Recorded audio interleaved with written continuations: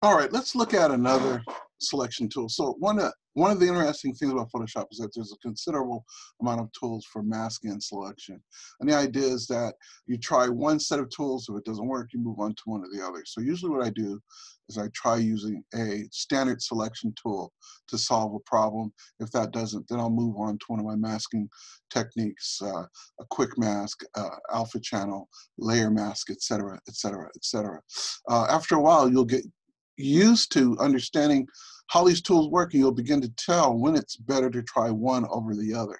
So what we want to do now is we want to look at one called the focus area. So the idea with this tool is that if I have an image where I have an object in the foreground and it's in focus and the background is out of focus, Photoshop is able to determine which part of the image is in focus and which part of the image is out of focus and form a selection using that information. So let's look at doing that.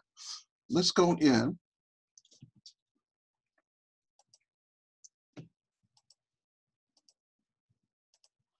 And we're going to use this image here of the birdie again. And what I'm going to do is I'm going to go up to select, and I'm going to call up something called focus area. So this focus area tool does exactly what we described. It's going to look at the image. It's going to be able to determine which parts of the image are in focus and which parts aren't, and then form a selection. So let's look at the options for the focus area tool. One is how the area is viewed. So I can view it as marching ants. I can view it as an overlay. I can view it against black. I can view it against white. I can view it as a pure knockout. I can view it on layers, and I can even reveal the layer. So the idea is that depending on how I plan to knock this image out and what type of background I want to replace it with, I can use a different background. If I'm knocking it out and I'm putting the object against something darker, then I might want to use on black. If I'm knocking the image out and putting it against something lighter, then I might want to use on white, etc., etc., etc. So as you can see, there are some places where the focus tool fell apart.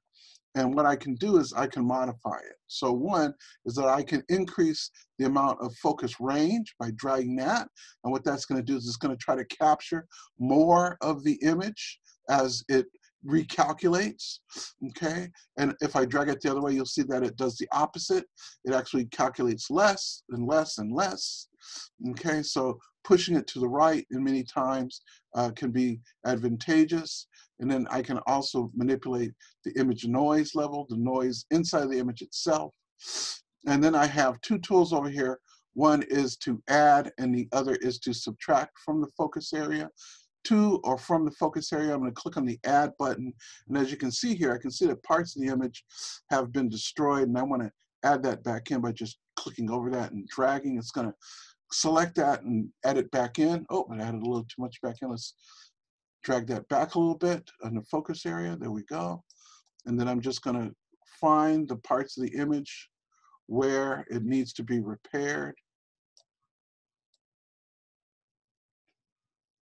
And work like so. Now, the cool thing about this is that I don't have to stop here. I can actually jump directly into my select and mask menu and refine it even more. And that's obviously a very good suggestion. So I'm going to click on the select and mask. I'm going to jump into select and mask.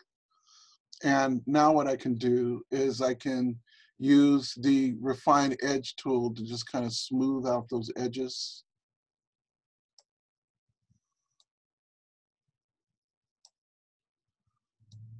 And give me that nice soft edge.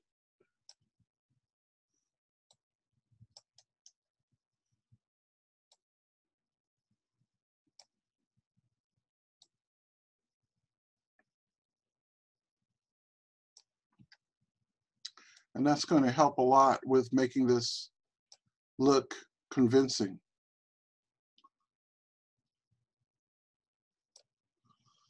And there we go. So now, the Refine Edge palette, let's take a look at that for just a few minutes. Once again, I can view it against onion skin, marching ants, overlay, on black, on white, black and white, on layers.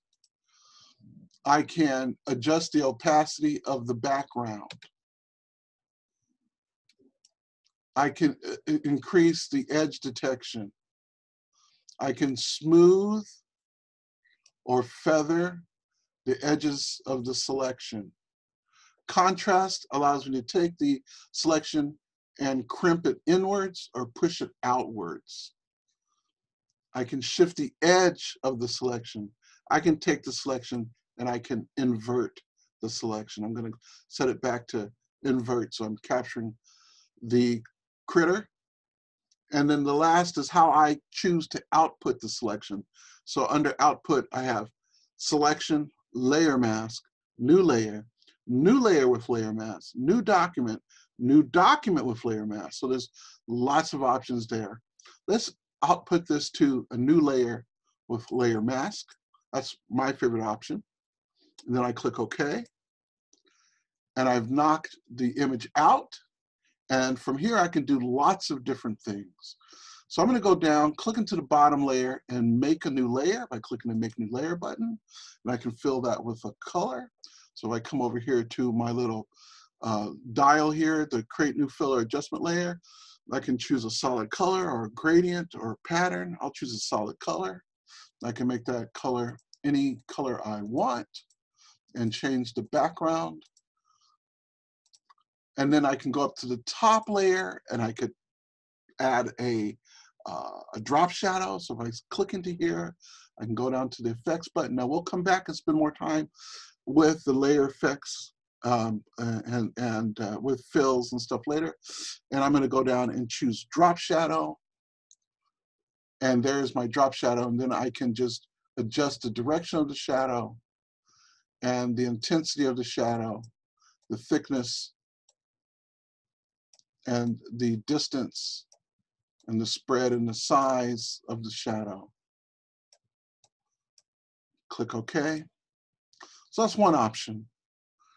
I'm going to throw all that away. I'm going to take that filled layer and drag it into the trash. I'm going to take that drop shadow and I can just drag that into the trash. And I could also import another photograph and drop it into the background. Let's look at that.